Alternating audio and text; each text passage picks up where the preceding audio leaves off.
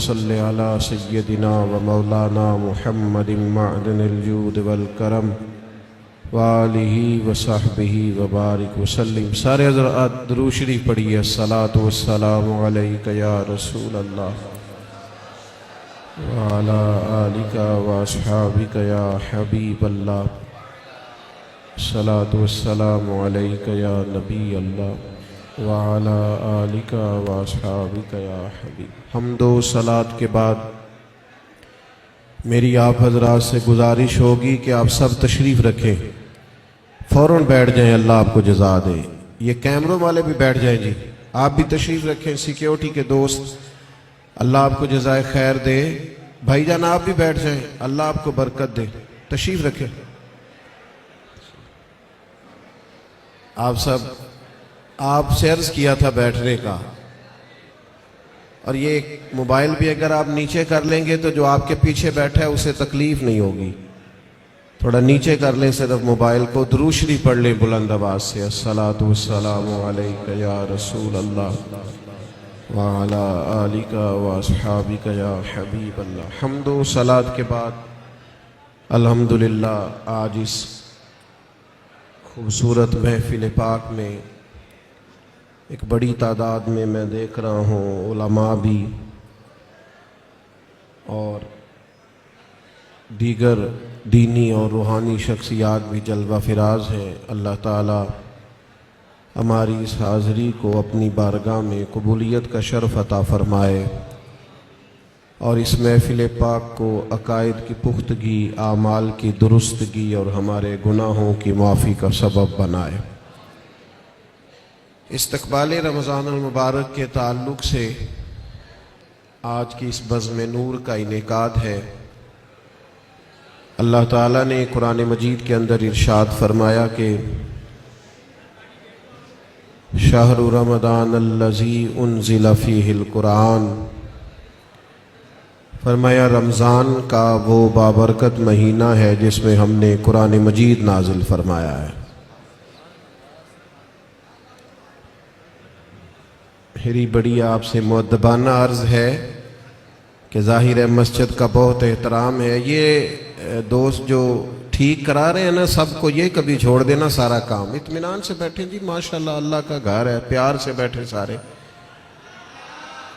آپ سب اطمینان سے بس اپنی اپنی جگہ، کوئی کسی کو اگر درست کرنا بھی چھوڑ دیں تو آپ کا اللہ تعالیٰ آپ کو صلہ عطا فرمائے۔ اللہ کے گھر کا احترام زیادہ ہے، پیر مولوی تو آتے جاتے ہی رہتے ہیں، تو آپ اگر تھوڑا خاموشی اختیار کریں گے تو میں بات کر سکوں گا۔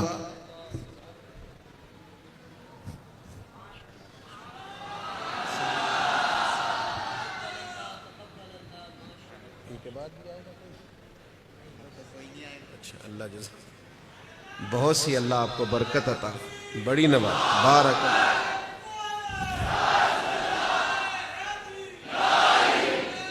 اللہ تعالی جزاک۔ اللہ کریم آپ کو بہترین صلہ عطا فرمائے۔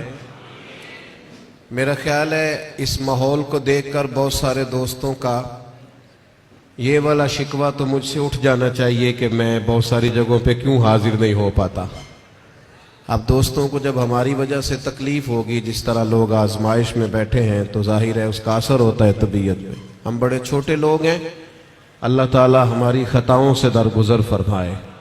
آپ اطمینان سے مسجد کے بہت زیادہ احترام کو، اللہ کے گھر کے بہت زیادہ ادب کو ملحوظ خاطر رکھیں، اور ویڈیو اتنی ضروری تھی تو مجھے بتاتے، میں صرف ویڈیو بھیجتا۔ میرا تو خیال تھا کہ مجھے آپ سے گفتگو کرنی ہے۔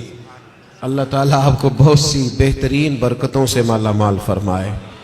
اللہ تعالیٰ کوئی ایسی بات مجھ سے ہو جائے جو درست نہیں ہے تو اللہ تعالیٰ میری اصلاح بھی کرے اور مجھے معاف بھی فرمائے۔ دو چار باتیں عرض کرنی ہے، آپ لوگ محبت سے، خاموشی سے اگر سماعت فرمائیں۔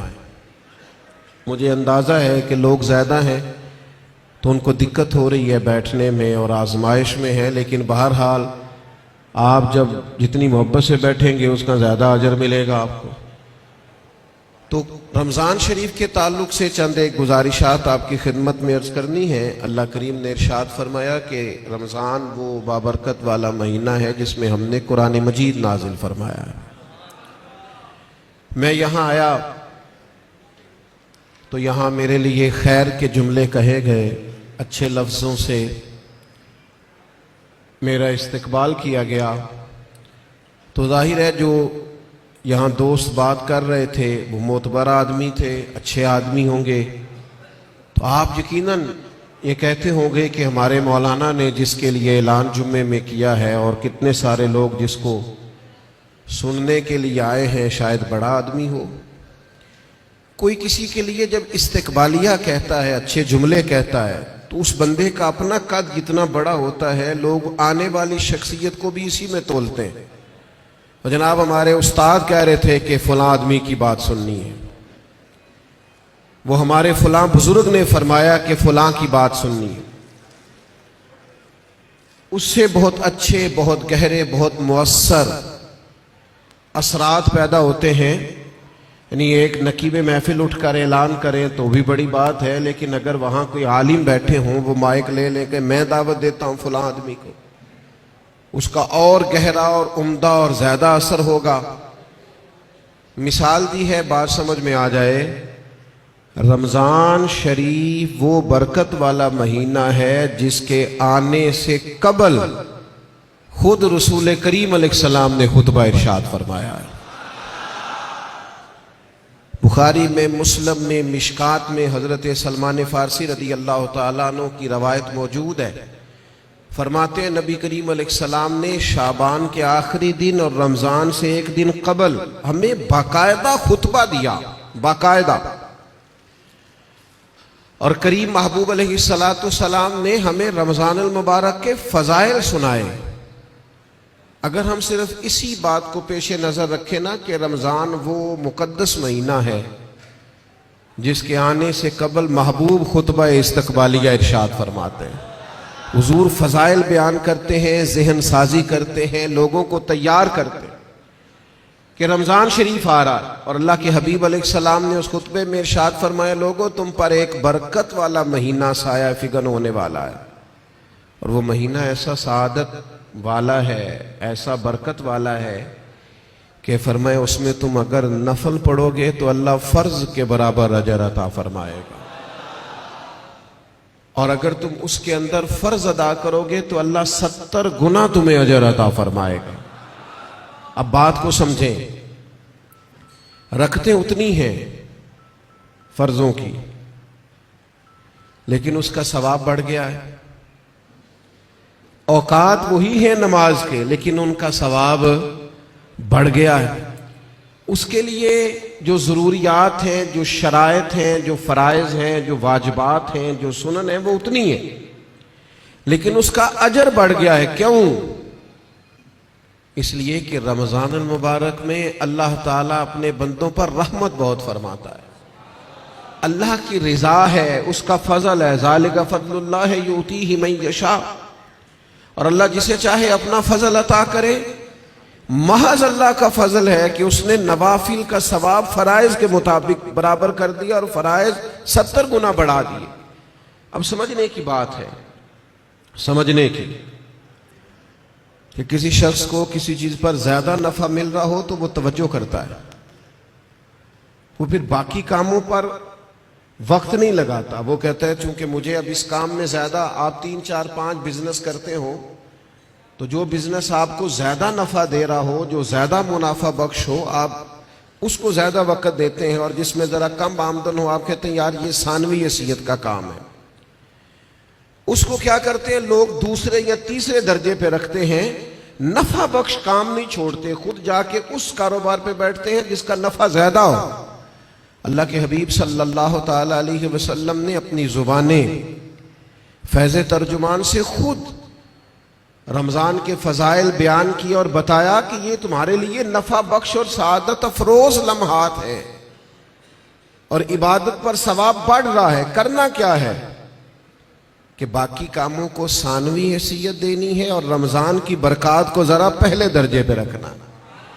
ہمارے ہاں یہ ہوتا ہے کہ سارے کام ہی رمضان میں ہوتے ہیں، کپڑے بھی رمضان میں خرید لیں، درزی کے پاس بھی رمضان میں جانا ہے، جوتے خریدنے بھی رمضانوں میں جانا ہے۔ صحابہ کرام علیہم رضوان اللہ کے حبیب علیہ السلام کی مزاج کو بخوبی جانتے تھے. حضور کا باقاعدہ خطبہ دینا رمضان کی فضیلت میں، اور باقاعدہ اللہ کے محبوب علیہ السلام کا صحابہ کی توجہ مبذول کرانا، تو وہ سمجھ گئے.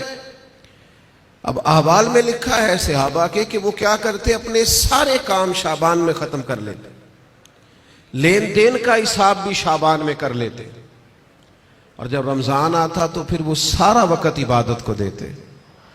پھر وہ سارے اوقات مرتب کرتے کہ وہ اپنا وقت اللہ تعالیٰ کی یاد میں گزاریں گے، نوافل میں گزاریں گے، عبادات میں گزاریں گے، اعتکاف میں گزاریں گے. کرنے کا کام یہ ہے کہ ہم ذہنی طور پر تیار ہوں، ہمارا مزاج بنے. توجہ ہے آپ کی میری بات پر؟ آپ زیادہ غور فرمائیے کیا عرض کر رہا ہوں. فرمایا کہ وہ اپنے سارے کاموں کو پہلے سمیٹ لیتے، اور رمضان میں ان کی پوری توجہات، اللہ کرے آپ کی بھی توجہ ساری میری بات پہ ہو جائے، آمین تو کہہ دے. ایسا نہ ہو جب تک آپ انتظام مکمل کریں تب تک ہم چھٹی لے لیں آپ سے. اللہ تعالیٰ آپ کو برکات عطا فرمائے. آپ زیادہ غور کریں، ماشاءاللہ انتظام اچھا ہے آپ کا، اور آپ زیادہ پریشان نہ ہو. میں چھوٹا آدمی ہوں، شروع میں کہہ چکا ہوں، آپ سے اللہ رسول کی بات کرنے آیا ہوں. آپ زیادہ توجہ سے سنیں گے، طبیعت عمل کی طرف مائل ہوگی تو میرے لیے ذخیرہ آخرت بنے گا. تو آپ غور کریں بات پر، چھوڑ دیں باقی چیزوں. اللہ تعالیٰ آپ کو برکات عطا فرمائے، آمین تو کہہ دے. ہماری طرف دیکھیں پھر ادھر دیکھ رہے ہیں، کمال ہو گئی. اللہ تعالیٰ آپ کو جزائے خیر عطا فرمائے، برکت. جو استاد ٹائپ لوگ ہوتے ہیں نا، پڑھنے پڑھانے والے، وہ کہتے ہیں بچے کو میری طرف دیکھ، چاہے علی بات آسا بھی پڑھا رہا ہوں نا تو پورا دیکھے گا تو سبق کا مزہ آئے گا.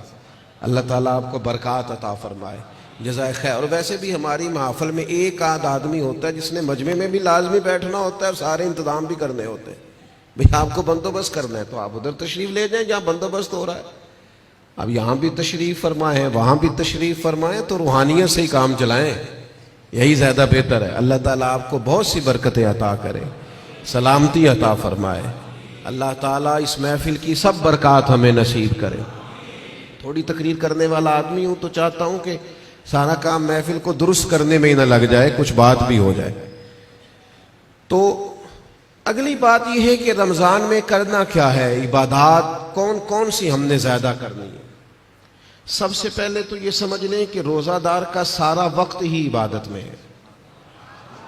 اسے کہا گیا ہے کہ روزہ تیرے لیے ڈھال ہے.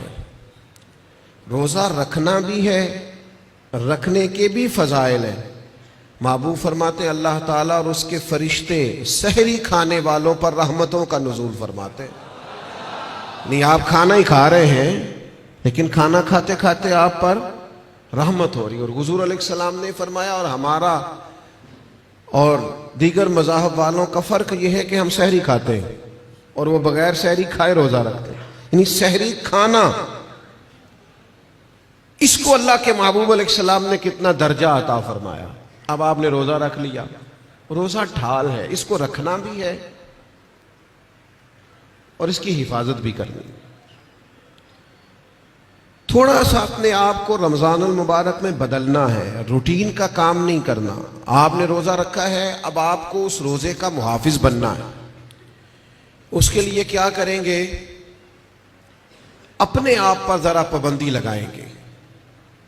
حضور علیہ السلام کی خدمت میں کچھ خواتین حاضر ہوئی تھی کہ ہم روزے دار ہیں، تو فرمایا تم نے تو غیبت کی ہے، مردہ بھائی کا گوشت کھایا ہے، کہاں رہا تمہارا روزہ؟ جب تک کوئی جھگڑا نہ کرے، جب تک کوئی غیبت نہ کرے، اتنی دیر تک تو اس کا روزہ ڈھال ہے. لیکن اگر کوئی یہ کام کرتا ہے تو اس کا لازمی نتیجہ یہ نکلتا ہے کہ وہ اپنے روزے کی برکات کو ضائع کرتا ہے. روزے کے محافظ بنے. اگر کوئی شخص ایسی بات بھی کرتا ہے تو اسے کہیں بھئی میں روزہ دار ہوں، اس روزے کے محافظ بنے. پھر رمضان المبارک کے اندر قرآن مجید کے ساتھ رمضان کا بڑا گہرا رشتہ ہے. جو آیہ کریمہ میں نے تلاوت کی، جو حصہ میں نے پڑھا، اس میں بھی فرمایا اللہ تعالیٰ نے شہر رمضان الذی انزل فیہ القرآن، یہ رمضان کا وہ مہینہ ہے جس میں ہم نے قرآن مجید کو نازل فرمایا ہے. ہمارا نا قرآن مجید کے ساتھ رشتہ آخر کس طرح کا ہونا چاہیے؟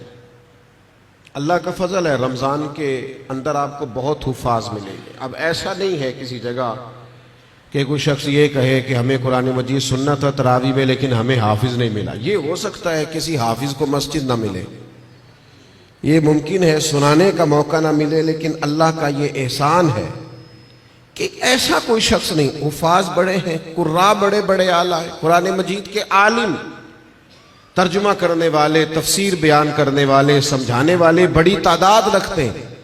لیکن ہمیں ضرورت کن لوگوں کی ہے؟ ہمیں ضرورت ہے قرآن مجید کے عشاق کی، جو عشق کرے قرآن مجید سے. رکے بھیجتے ہو نا نعت خانوں کو، بہت اچھی بات، فلاں نعت سنائیں، بہت اعلیٰ بات. ایک آدھ رکا کبھی بھیجا کرو نا، آج بڑا دل کر رہا ہے سورہ رحمان سنائیں. ایک آدھ رکا روانہ کرو نا اسٹیج کی جانب. کبھی جب قاری صاحب تلاوت کر رہے ہوں تو انہیں کہا بہت دل کر رہا ہے آج آپ نا ہمارے سامنے سورۃ الحجرات کی تلاوت کریں. یہ رکے بھی تو ہونے چاہیے نا. نبی کریم علیہ السلام کی خدمت میں عرض کیا گیا، یا رسول اللہ یہ فلاں شخص ہے نماز میں سورہ اخلاص بہت کثرت سے پڑھتے ہیں. تو محبوب نے بلا کے پوچھا آپ کو اور صورتیں نہیں آتی؟ انہوں نے کہا حضور آتی ہیں، پر سورہ اخلاص میں اللہ کی شانوں کا بیان ہے، مجھے پیاری بڑی لگتی. تو کریم نے فرمایا تم اس سے محبت کرتے ہو، امید ہے جنت میں بھی تمہیں ساتھ لے جائے گا. کسی ایک سورت سے بھی تو پیار کرے نا بھائی. وہ جو سورہ ملک پڑھتے تھے اور پھر قبر سے بھی ان کے سورہ ملک پڑھنے کی آواز ہی آ رہی، تو یہ والا پیار بھی تو کرے نا آپ. قرآن مجید کے ساتھ دلچسپیاں ہو، ذوق ہو. امام شافعی رحمۃ اللہ علیہ فرماتے ہیں کسی شخص نے پورا قرآن مجید نہ بھی سمجھا ہو تو اگر وہ صرف سورہ عصر کو سمجھ لے، انتہائی جامع، انتہائی مختصر، اور دین کا پورا مفہوم سورہ عصر میں بیان ہوا، اگر وہ صرف سورہ عصر سمجھ لے تو اس نے دین کے سارے مفہوم کو سمجھ لیا ہے. اور صحابہ کا اتنا مضبوط مزاج تھا ان باتوں پر کہ جب وہ کسی سے ملاقات کرتے، السلام علیکم ہوتی، تو اتنی دیر تک جدا نہیں ہوتے تھے جب تک سورہ عصر کی تلاوت نہیں کر لیتے تھے. ہمیں قرآن مجید سے عشق کرنا چاہیے. کہہ رہے ہوتے ہیں ہمارے نقیب صاحب بھی اور نعت خان صاحب بھی، سارا قرآن مجید ہی حضور کی تعریف ہے، سارا قرآن پاک کی نبی کریم کی نعت ہے. تو بھائی اگر سارا قرآن مجید حضور کی نعت ہے تو چند آیات پڑھ دیں آپ، پھر مہربانی کریں، پھر آپ سنا دیں. سنا پھر بھی آپ اشعار ہی رہے ہیں، اور وہ بھی ایسے لوگوں کے جن کا پتہ ہی نہیں ہے کہ ان کو شعر کہنا بھی آتا ہے کہ نہیں. قرآن مجید سے دلچسپی پیدا کریں. حضرت ابو موسیٰ اشعری رضی اللہ تعالیٰ عنہ خوبصورت قرآن مجید پڑھتے تھے. تو حضرت عمر انہیں بلا کے فرمایا کرتے تھے ابو موسیٰ ذرا مجھے میرے رب کی یاد تو دلانا. تو وہ اشارہ سمجھ جاتے اور فوراً قرآن مجید کی تلاوت شروع کرتے. قرآن پاک سے پیار کریں. یہ رمضان کا قرآن سے خاص رشتہ ہے. مجھے نہیں پتا آپ بڑے شہر میں رہتے ہیں، میرا تو ایک چھوٹے سے علاقے سے تعلق ہے. ہم جب چھوٹے ہوتے تھے تو گھروں میں بہن بھائیوں کی، حتیٰ کہ بڑوں کی بھی دوڑ لگی ہوتی تھی. قرآن مجید سارا سارا دن تلاوت ہوتی تھی، اور ایک دوسرے سے پوچھے کتنے سپارے ہوئے، میں نہیں بتاؤں گا، تو پہلے بتا تیرے کتنے ہوئے. اور اگر وہ پوچھنے کو آ جاتے تھے، دیکھنے کو آ جاتے تھے کون سا پارا پڑھ رہے ہیں، تو چھپایا جاتا تھا. لیکن کیا کروں میں کس درد سے یہ بات کروں. اب موبائل صرف جوان بیٹا ہی زیادہ استعمال نہیں کرتا، اس کا باپ بھی بہت استعمال کرتا. اب ٹیلی فون پر صرف بچے نہیں لگے ہوئے، ان کی اماں بھی بہت استعمال کر رہی. وہ عشق جو آپ کا قرآن مجید سے ہونا چاہیے تھا، جو ذوق قرآن پاک سے ہونا چاہیے تھا، پلٹ پلٹ کر قرآن مجید کی آیات کو پڑھنا چاہیے تھا. آپ نے جس قدر چیزیں اپنے موبائل سے لی ہیں، یاد کی ہیں، ذہنوں پہ بٹھائی ہیں، کاش آپ ایک ایک دو دو آیات ہم سارے یاد کرنی شروع کرتے، اصلاح لیتے. کہاں تک بات پہنچ جاتی. سیدہ طیبہ طاہرہ حضرت عائشہ صدیقہ رضی اللہ تعالی عنہ بیان فرماتی ہیں کہ نبی کریم علیہ السلام ہر سال رمضان المبارک میں قرآن مجید کا دور فرماتے تھے حضرت جبریل امین کے ساتھ. یعنی پورا قرآن مجید محبوب حضرت جبریل امین کو سناتے اور وہ نبی کریم کو سناتے، اور فرماتی ہیں جس سال حضور کا وصال ظاہری ہوا ہے اس سال 2 مرتبہ سرکار نے قرآن مجید سنایا، اور 2 بار سنا ہے۔ چلے یہ ذوق تو پیدا کریں، قرآن مجید سے اپنی دلچسپی پیدا کریں۔ 2 سپارے تو قرآن مجید کے روز ہمیں پڑھنے چاہیے۔ وعدہ نہیں لے رہا، ارادہ کرا رہا ہوں، 1 پارہ مسجد میں پڑھیں صبح۔ میری اپیل ہے کہ رمضان شریف میں موبائل کم استعمال کریں۔ آپ کے خبریں سننے سے اور تبصرے سننے سے ملک میں کوئی انقلاب بھی نہیں آئے گا، نہ پہلے آیا ہے۔ تبصرے ہونے سے کچھ نہیں آیا تو کیا نتیجہ ہے؟ کچھ بھی نہیں۔ میں جی خبریں سنتا ہوں، آپ 1 مہینہ خبریں بھی رہنے دیں۔ آپ کے جو تعلق کی بات ہے، کوئی مجبوری آپ دیکھیں، باقی چھوڑ دیں۔ وقت قرآن مجید کو دیں، یہ سمجھ کر کہ ہمارے رسول پاک کا طریقہ ہے، کریم محبوب کا طریقہ ہے۔ قرآن مجید کو رمضان میں خاص وقت دیں۔ 1 پارہ مسجد میں پڑھیں، مسجد کا حق ہے۔ 1 گھر میں پڑھیں، گھر کو قبرستان نہیں بنانا۔ اور تراویح کا آپ ارادہ تو کریں کہ میں نے انشاءاللہ ایک ہی مسجد میں شروع کرنی ہے اور پوری 20 رکعت پڑھنی ہے، اور اسی مسجد میں پورا قرآن مجید سننا۔ صرف ایک کام کیجئے گا، بیچ میں چھٹی نہ کیجئے گا، ورنہ اپنے آپ سے پوچھ لیں، جس دن چھوٹے ہوتے اسکول سے چھٹی کرتے تھے اگلے دن بھی چھٹی کرنے کو دل کرتا تھا، اور روٹین میں چلتے رہتے تھے۔ تو کام روٹین میں پڑھو گے، ہر روز پڑھو گے اور کھڑے رہو گے تو کچھ بھی نہیں ہوگا۔ 1-2 دن میں انسان کی نفسیات ہے، 1-2 دن میں روٹین بن جاتی۔ آپ ایک دن اٹھیں صبح 5 بجے، تھوڑا مشکل ہوگی آپ کو، بار بار موبائل بجے گا، دوسرے دن بھی شاید تھوڑی مشکل ہو، تیسرے دن موبائل بجے بغیر آنکھ کھلے گی، روٹین بن جاتی ہے آدمی۔ آپ پابندی سے قرآن مجید سنیں رمضان شریف میں، تراویح میں، کچھ بھی نہیں ہوگا۔ بہت گرمی ہوتی ہے، بہت مشکل ہوتی ہے، اور خدا کے بندو، جو قوم کئی گھنٹے امیگریشن کی لائنوں میں لگی رہتی ہے، جو پاسپورٹ اور شناختی کارڈ کے دفاتر میں کھڑی رہتی ہے، وہ قرآن مجید کے لیے کھڑا ہو کے تو دیکھے اللہ کی رحمت کتنی نازل ہوتی ہے۔ وہ کوشش کرے تو صحیح۔ ہاں کوئی شرعی عذر ہے، کسی کو کوئی ایسی تکلیف ہے، بیماری ہے، معاملہ الگ، قرآن مجید سے اپنا ذوق پیدا کریں۔ ہمارے ایک استاد صاحب تھے، پیر سید مراتب علی شاہ صاحب رحمۃ اللہ علیہ، حضور شیخ الاسلام خواجہ قمر الدین سیالوی کے وہ خلیفہ تھے، اور حضرت محدث اعظم پاکستان رحمۃ اللہ علیہ کے شاگرد تھے۔ تو میں نے ان کو دیکھا کہ وہ جب بہت ضعیف ہو گئے تھے، اس حالت میں بھی وہ بہت عرصہ انہوں نے خود قرآن مجید سنایا، تو حافظ کے پیچھے کرسی پہ بیٹھتے تھے۔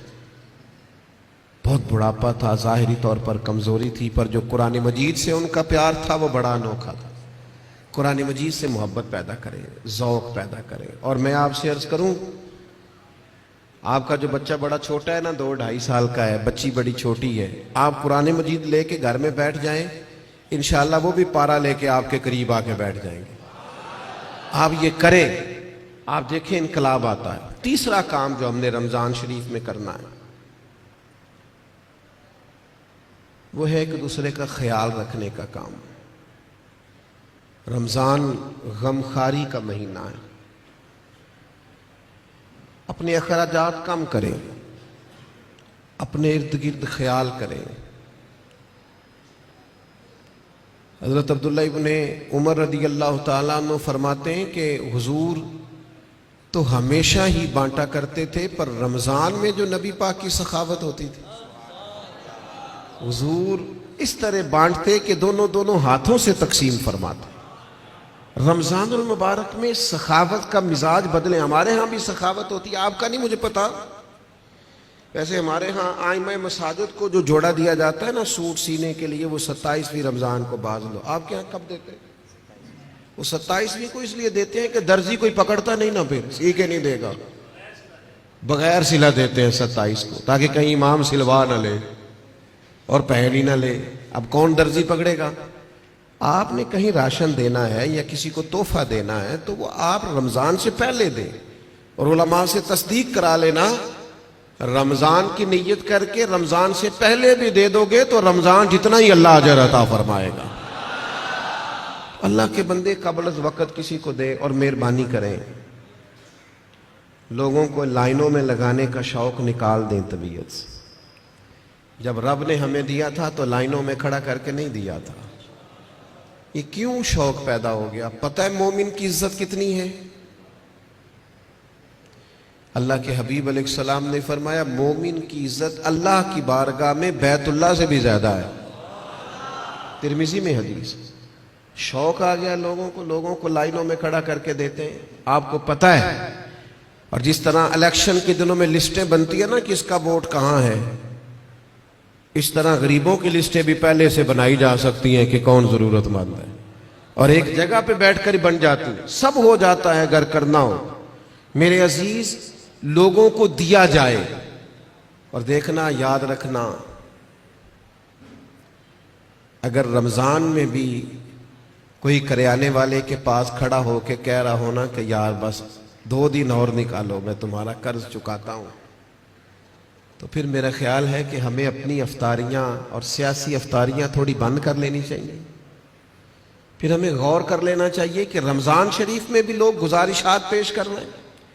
خدا کے بندو، اس تفریق سے ہم کب نکلیں گے کہ بس ہمیں لوگوں کو خیرات ہی دینی ہے؟ آپ لوگوں کے دکھوں کا مداوع کریں، آپ تعلیم کو عام کریں، روزگار کو عام کریں، اور آپ لوگوں کی ضروریات کی کفالت کریں. ایک شخص صرف دے اور ایک آدمی کو دے، لیکن اس کی ضروریات کا خیال کریں. اس طرح کا رویہ کہ مجھے 100 جگہ پہ دینا. حضرت عمر بن عبدالعزیز کے زمانے میں ایک شخص کو زکوٰۃ لگتی تھی، اتنے لوگوں نے زکوٰۃ دی، اس نے کاروبار کیا کہ اگلے سال وہ خود زکوٰۃ دے رہا تھا. لیکن وہ ہم تو لوگوں کو اس طرح کا رویہ رکھتے ہیں کہ بس ٹھیک ہے، یہ کام چلتا ہی رہنا چاہیے. تو آپ اپنی طبیعت میں رمضان میں سخاوت کا مزاج پیدا کریں اور اپنے ارد گرد ڈھونڈیں. حضرت امام زین العابدین رضی اللہ تعالیٰ عنہ کسی شخص کو کچھ دینے لگے تو زمین پہ رکھ کے چلے گئے،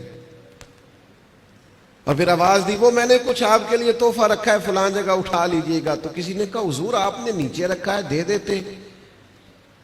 فرمانے لگے لیتے وقت وہ آنکھیں بھی نیچی کرتا، اس کی زبان پر شکریہ کے الفاظ بھی لڑکھڑاتے ہوئے آتے، اور وہ مجھے محسن جان کر اپنے مزاج میں تھوڑا کمزوری بھی محسوس کرتا. تو میں جلدی سے اس لیے آ گیا ہوں کہ کہیں اس کو نظریں نہ جھکانی پڑے، اللہ کی رضا کے لیے دیا ہے. ہمارے حضرت فرمایا کرتے تھے کسی غریب کی بیٹی کی شادی کراؤ تو پھر خود اس شادی میں نہ جانا، اس لیے کہ وہ تو پھر بیچارہ تمہارے آگے پیچھے پھرتا رہے گا، نظریں جھکائے پھرے گا. تم نے تعاون کر دیا، اب گھر رہو. چوتھا کام جو ہم نے رمضان میں بہت زیادہ کرنا ہے وہ دعائیں مانگنے کا ہے. دعا مومن کا ہتھیار ہے. کچھ لوگ کہتے ہیں دعا سے کیا ہوتا ہے؟ میں نے کہا اگر رسول رحمت دعا مانگے نا تو اللہ حضرت عمر جیسے لوگوں کو دین میں داخل کر دیتا ہے. وہ دعا کی طاقت کا ہی نہیں پتا. دعا تو ہتھیار ہے مومن کا. دعا سے انقلاب آ جاتا ہے، کایا پلٹ جاتی ہے. دعا کرو کوئی دعا دینے والا ملے، دعا کرو کوئی پچھلے سحر اٹھ کر دعا دے.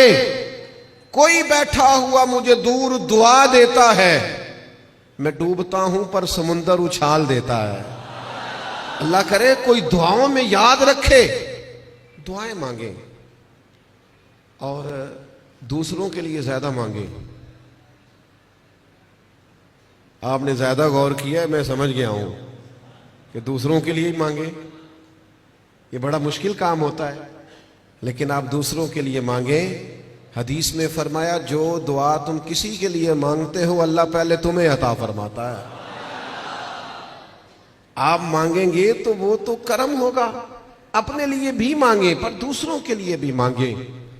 دل بڑا زخمی ہے، طبیعت بڑی بے چین ہو جاتی ہے جب فلسطین کے لوگوں کی تکلیف دیکھتے ہیں. ہم نا خبروں میں تھوڑے دن رہنے والے لوگ ہیں، ہمارا مزاج ہے جو خبر چل گئی اس کے پیچھے ہو لیے. جن علاقوں میں سیلاب آیا تھا وہ سارے لوگ اپنے اپنے گھروں میں سیٹ ہو گئے، کاروبار چل گئے، لیکن خبریں ختم ہو گئی ہیں نا تو ہم بھی چپ کر گئے. فلسطین کی چند دن خبریں ذرا زیادہ تھیں تو ہم بھی ذرا زیادہ بات کر رہے تھے. اب وہ خبریں ختم ہو گئیں، جنگ تو ختم نہیں ہوئی، تکلیف تو ختم نہیں ہوئی، خدا کے بندوں جو زخم لگے تھے وہ تو نہیں بھرے، آنسو تو اپنی جگہ پہ ہیں، درد تو اپنی جگہ پہ، لیکن ہم خاموش ہیں۔ ہمارے وہی سٹیٹس ہے، وہی آنا جانا، وہی پھرتیاں ہیں، وہی کھانا پینا ہے، ہمیں کسی سے کیا لگے الا ماشاء۔ اپنے مسلمان بھائیوں کا درد سمجھو، اپنی تجوریاں بھرتے جانا اور کسی کا خیال ہی نہ کرنا، اس کا معنی یہ ہے کہ دل سخت ہو گیا۔ اللہ کے پیارے حبیب علیہ السلام سے ایک شخص نے پوچھا تو حضور دل سخت ہو گیا، فرمایا کوئی یتیم ملے نا، اس کے سر پہ ہاتھ پھیرا کر، اللہ تیرے دل کو نرمی عطا کر دے گا۔ ان پر دیکھیں، میں بات سمیٹنے لگا ہوں۔ پانچواں کام جو رمضان شریف میں ہم نے کرنا ہے وہ ہے محاسبہ۔ ہمیں سوچنے کا وقت ملے گا، ہم روزے سے ہوں گے، بیٹھنے کا موقع۔ ہمارے صوفیہ ایک مراقبہ کراتے ہیں۔ اب تو خیر ہم جو صوفیہ کی جماعت ہیں ہمیں بھی طرز کا نہیں پتا کہ صوفیہ کا اصل طریقہ کیا ہے، نہ ہمارے ہاں وظائف پڑھنے کا وہ رواج ہے، نہ اکیلے میں بیٹھ کے کچھ دیر مراقبے کی وہ کیفیات ہیں، نہ دعا اور مناجات اور وہ اکیلے کی عبادتیں تنہائی کی، دوسروں سے کٹ کے اللہ کو یاد کرنا، تھوڑی دیر کے لیے کرنا لیکن تنہائی میں۔ ہمارے ہاں جو چیز بھی ہوتی ہے وہ چونکہ زیادہ تر اجتماعی ہوتی ہے، تو اجتماعی چیزیں زیادہ تر فیس بک پہ ہوتی ہیں، تو پھر وہ اس کی وہ کیفیت نہیں رہتی، وہ ذوق نہیں رہتا۔ آپ رمضانوں میں تھوڑا اکیلے بیٹھیں، تھوڑا تنہائی میں وقت گزاریں۔ غار حرا میں تنہا بیٹھنا بھی تو نبی کریم کا طریقہ ہے۔ غار ثور میں 3 دن سب سے کٹ کے اسلام رہبانیت کی نفی کرتا ہے، لیکن کچھ دیر کے لیے خلوت کرنا، اکیلے میں بیٹھنا، تھوڑی دیر اپنے آپ سے گفتگو کرنا، ڈھونڈتا پھرتا ہوا ہے اقبال اپنے آپ کو، آپ ہی گویا مسافر، آپ ہی منزل ہوں میں۔ زمانہ بیت گیا، ہم نے اپنے آپ سے بات ہی نہیں کی۔ اپنے آپ کو بھی تو کٹہرے میں لانا ہے نا، اپنے آپ سے بھی تو کئی سوال پوچھنے والے ہیں نا، اپنے آپ سے بھی تو بات کرنی ہے نا کہ میاں تیرے اوپر اللہ کی نعمتیں کتنی ہیں اور تیری محنت کتنی ہے، حساب دے۔ اللہ کے انعام کتنے ہیں اور جواب میں تیرا شکر کتنا ہے، حساب دے۔ اللہ کے ایک بندے تھے، ان پر نیک تھے، عبادت گزار تھے، انعام برسنے لگے تو ایک دن رو پڑے اور تڑپ کے کہنے لگے اے اللہ، ان پر انعام بہت ہونے لگے ہیں، میری قدر بہت ہونے لگی ہے، میرے آنے پر گویا نعرے بہت لگنے لگے، لوگ مجھے بہت جاننے لگے ہیں، مجھ پر کرم کرنا، کہیں میری ساری نیکیوں کا مجھے دنیا میں اجر نہ دے دینا، ایسا نہ ہو صبح قیامت میرا نامہ اعمال خالی رہ جائے، کرم نوازی فرما، کچھ وہاں کے لیے بھی مجھے عطا کرنا۔ میرے عزیز، رمضان آپ کو موقع دے گا کچھ تنہائی میں بیٹھے، اپنے مالک کے حضور حاضر ہوں۔ سحری کے لیے جب اٹھے نا تو 20 منٹ پہلے اٹھیں، پھر وضو بنائیں، پھر تہجد کی نماز پڑھیں۔ بڑی پسند ہے رسول پاک کو تہجد کی نماز، حضور بڑے ذوق سے اٹھتے۔ آپ اکیلے ہوں اپنے گھر میں پڑھیں، اس عبادت کے بعد اللہ کے حضور حاضر ہوں، اپنے لیے امت کے لیے کشکول طلب دراز کریں، لیکن اپنا محاسبہ کریں۔ ساری زندگی دوسروں کا حساب کیا ہے۔ وہ حضرت موسیٰ کلیم علیہ السلام نے ایک بہت نیک آدمی سے کہا، بہت نیک آدمی سے، کہ آپ بتائیے بستی میں سب سے گناہگار کون ہے؟ تو اس نیک آدمی نے اپنے گلے میں رسی ڈالی اور حضرت کلیم کے ہاتھ میں تھما کے عرض کرنے لگے، حضور کچھ لوگوں کا مجھے خیال تھا کہ شاید ان میں کچھ غلطیاں ہوں، پر ان کی غلطیوں کا مجھے صرف شک تھا، اپنی غلطیوں کا تو مجھے یقین ہے نا، تو مجھے طے ہے نا میں نے کی ہے، تو میں ہوں سب سے بڑا گناہگار۔ تو آپ فرمانے لگے پتہ تمہیں درجہ کیوں ملا؟ یہ تمہاری جو عاجزی ہے اسی نے تمہیں درجات عطا کی۔ اپنے آپ سے تو مدتوں ہو گئے ہم نے اپنے آپ سے کبھی بات ہی نہیں کی، ہم تو دوسروں کی تربیت اور اصلاح کر رہے ہیں، اپنے آپ سے تو کبھی گفتگو ہی نہیں کی۔ کچھ وقت اپنے آپ کو دیں، اپنے ساتھ کلام کریں، बुजुर्गों के तरीके थे कि वो कुछ लम्हे रात को तन्हाई करते, अल्लाह के हुजूर हाजिर होते, वक्त बिताते। हम सारे अब मजालिस के, महाफिल के, आने जाने के, उठने बैठने के कायल हैं, अकेले आए हैं दुनिया में। तो जब जाना है तो फिर अकेले जाना है। कब्र से लेकर कयामत के कायम होने तक तन्हा रहना है। तो थोड़ी सी तन्हाई थोड़ी देर के लिए करना शुरू करें ना अल्लाह की बारगाह में। तो ये 5 बातें आपकी खिदमत में मैंने रमज़ान के ताल्लुक़ से अर्ज़ की हैं। एक गुजारिश मेरी आपसे और है बात ख़त्म करते हुए, यकीनन आप तवज्जो करेंगे। अपनी ज़िंदगी से तनकीद बहुत ज़्यादा निकाल दें। हमारी ना कुछ आंखें ज़्यादा खुल गई हैं, जो ज़्यादा ही तनकीद, अल्लाह के बंदे हैं हम सारे, इस कदर ज़्यादा मैं तनकीद सुनने लगा। इस्लाह करना, मैं अभी हरम शरीफ गया था, मैंने वापस आके भी दोस्तों से कहा, वहाँ भी कुछ दोस्त कहते हैं वो देखो वो क्या कर रहा है। तो मैंने कहा यार तेरा क्या ख्याल है, जो बड़े नकम्मे थे वो बुला लिए गए, यहाँ तो जो बड़े मकबूल होते हैं उनको हाजिरी के मौके मिलते हैं। हर जगह गलतियां ही ढूंढते हो, सिर्फ गुफ्तगू के मौज़ूआत ही तलाश करते हो। अल्लाह के बंदों की खूबियां भी तो देखो ना। कम से कम एक माह ऐसा जरूर गुजारे जिसमें सिर्फ खैर तलाश करें, अच्छाइयां तलाश करें, थोड़ी देर के लिए सरफ नजर करें लोगों की जो आमाल की गलतियां हैं। अकीदा तो चलो एक बुनियादी चीज है, तो मैं अर्ज करूंगा तनकीद वाली जिंदगी और हर वक्त कमजोरियां डिस्कस करना, हर वक्त। आपको पता है सैयदा आयशा सिद्दीक़ा फरमाती हैं, हुजूर की तबीयत के मुताबिक अगर कभी खाना ना होता तो छोड़ देते, लेकिन कभी उसमें से नुक्स, तो जो रमज़ान में भी झगड़े ही करे और नुक्स ही बयान करे और हर जगह के बयान करे, तो उसने फ़लसफ़ा क्या समझा। तो ये 5 चीज़ें जो मैंने आपकी खिदमत में रखी हैं, मैं उम्मीद करता हूँ आप इस पर तवज्जो करेंगे। अल्लाह के हुजूर दुआ है मालिक हमारी इस हाज़री को कबूलियत का दर्जा अता फरमाए। इतनी बड़ी तादाद में आप आए, अल्लाह एक एक पे अपना फजल फरमाए और एहतमाम करने वाले हजरात को बेहतरीन जज़ा अता फरमाए। वमा अलैना इल्लल बलाग।